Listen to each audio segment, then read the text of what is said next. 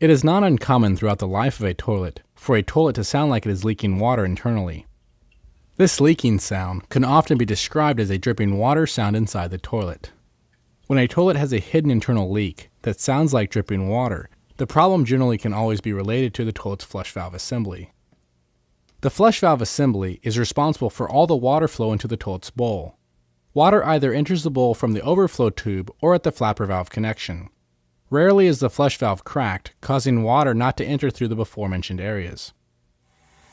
If water is draining into the overflow tube of the toilet, the problem can often be fixed rather quickly. Generally, the toilet's fill valve, or ball cock supply valve, is not adjusted correctly, allowing water to continually run, overflowing the tank and draining into the toilet's bowl.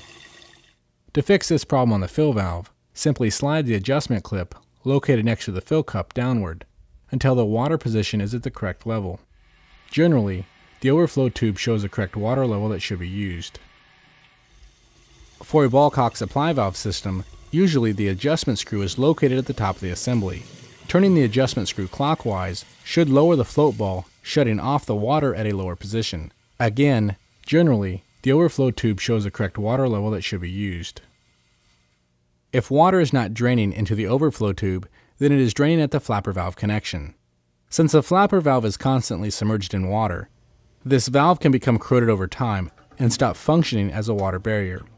Even minor imperfections to the flapper valve can cause it to leak. When this happens, water continually leaks into the bowl of the toilet.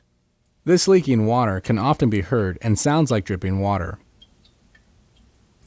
Once enough water has drained out of the tank, the fill valve or ball cock supply valve will turn on, refilling the tank.